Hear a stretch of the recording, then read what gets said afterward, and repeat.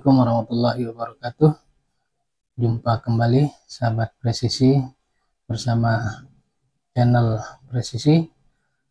Pada video kali ini kita akan mengupas sedikit tentang hal-hal baik berupa kebijakan populis yang dilakukan oleh pemerintahan Lombok Timur di bawah kepemimpinan Haji Khairul Warisin selaku Bupati Lombok Timur. Namun sebelumnya, sahabat presisi, saya ingin menyampaikan bahwa dalam tayangan video kali ini kita sama-sama melihat bahwa Lombok Timur dari sisi luas Lombok Timur 2.629,88 km, 1.605,55 km atau 59,91% itu terdiri dari daratan, kemudian 1.074,33 km atau 40,09% itu terdiri dari lautan. Lombok Timur berbatasan di sebelah utara itu dengan Laut Flores di sebelah utara, kemudian Samudra Hindia di sebelah selatan, dan di sebelah timur berbatasan dengan Selat Alas. Populasi Lombok Timur hari ini itu mencapai 1.369.918 jiwa, kemudian kepadatan 1.100 km persegi. Mayoritas agama di Lombok Timur adalah mayoritas Islam sebesar 99,75%, Hindu 0,13%, Kristen 0,08%, Buddha 0,02%, lainnya 0,08%. Indeks pembangunan manusia atau IPM itu masih di angka 70,65%. Kemudian dari sisi tingkat kemiskinan, Lombok Timur 185.030 jiwa atau 14,5%. Jumlah pengangguran itu sekitar 17.000 jiwa atau kalau dipresentasikan 1,24%.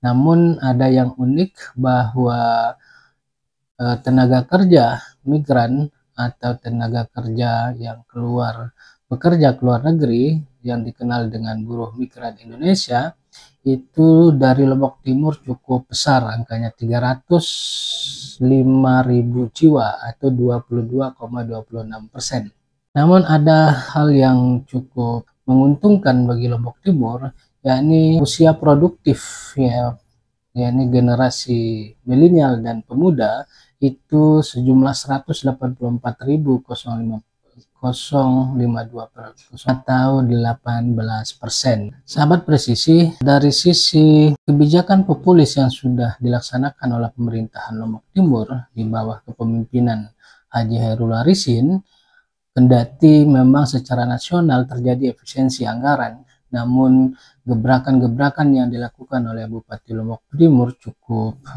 baik, cukup populis.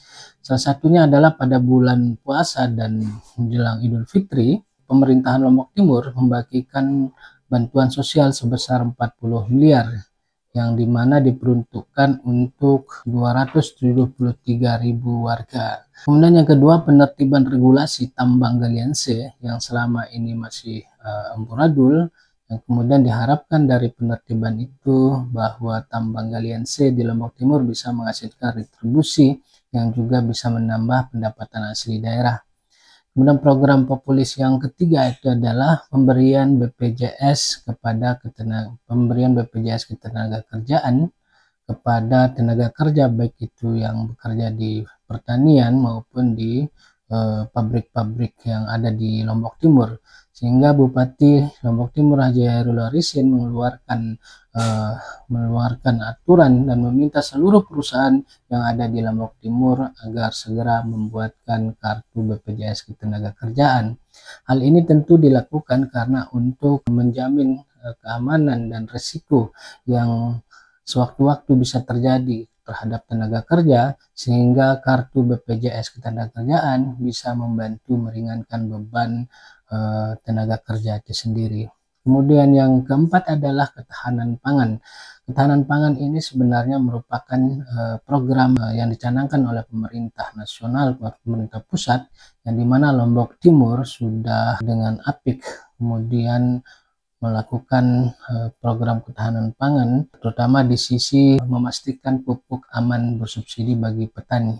Namun di Lombok Timur karena ada petani tembakau, yang dimana pupuk untuk petani tembakau itu adalah pupuk non subsidi, karena tembakau yang dihasilkan di Lombok Timur itu adalah tembakau yang berjenis Virginia. Kemudian yang kelima adalah pembangunan infrastruktur jalan. Akibat efisiensi anggaran yang dimana dialokasikan untuk pembangunan jalan sebesar 73 miliar, kemudian ditarik ke pusat, namun pemerintah Lombok Timur tidak kehabisan akal untuk kemudian mensiasati berbagai infrastruktur jalan, terutama jalan-jalan kecamatan dan jalan-jalan yang rusak bisa diperbaiki dengan mencanangkan atau menganggarkan 250 miliar buat perbaikan jalan dari skema dana percepatan dengan skema dana tahun jamak. Kemudian yang terakhir adalah pengembangan budidaya kelautan. Di sini di Lombok Timur memiliki sumber daya kekayaan kelautan yang cukup melimpah. Pengembangan budidaya lobster, kemudian pengembangan budidaya air payau bawah tambak udang belum diatur secara sedemikian rupa oleh pemerintahan sebelumnya, sehingga pada saat pemerintahan Haji Khairul Warisin, tambak udang juga ditertibkan oleh pemerintahan agar retribusi dan PAD Lombok Timur bisa mengalami peningkatan dari sisi pendapatan dari tambak udang yang ada di Lombok Timur.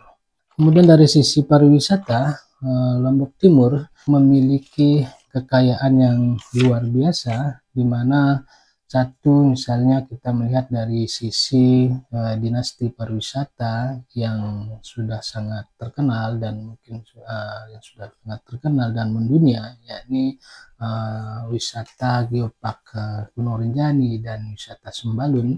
Kemudian yang kedua, desa wisata. Desa wisata di Lombok Timur sudah lumayan banyak. Di situ ada satu rumah khas suku Sasak, Limbung Desa Prigi Suele, kemudian desa wisata Aikmal, desa wisata Bebidas, dan desa wisata Tete Batu. Kemudian dari sisi dinasti wisata, dari kelautan, dari pantai yang tidak kalah indah dengan pantai di Pulau Bali dan di Pantai Kute, Lombok Tengah, ada dinasti wisata Pantai Pink, yang dimana jika dikelola dengan baik, maka dinasti pariwisata di Lombok Timur bisa berkembang pesat. Namun sahabat, kita yakin bahwa sumber daya alam yang dimiliki oleh Lombok Timur tentu mampu mendatangkan PAD atau menambah pendapatan asli daerah di bawah kepemimpinan Haji Khairul Warisin, di mana syaratnya adalah bahwa pemimpin Lombok Timur saat ini adalah pemimpin yang tegas, berani, demokratis, tidak anti kritik atau tidak alergi terhadap kritikan, karena kritikan atau masukan harus dijadikan vitamin yang kemudian diolah menjadi sebuah energi dan semangat untuk menghasilkan kebijakan pro rakyat atau kebijakan-kebijakan yang berpihak kepada kepentingan rakyat.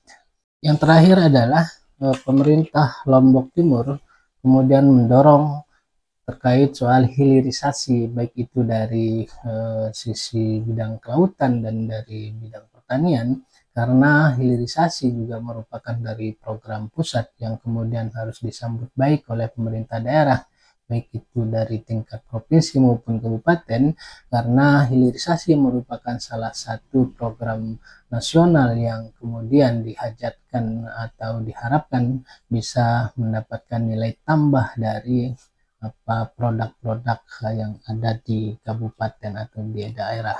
Pertama misalnya di hilirisasi kelautan, diharapkan bahwa pemerintah Kabupaten Lombok Timur bisa mendirikan perusahaan pengolahan terhadap baik itu udang, ikan, sehingga akan memperoleh nilai tambah seperti penyerapan tenaga kerja dan peningkatan penghasilan asli daerah.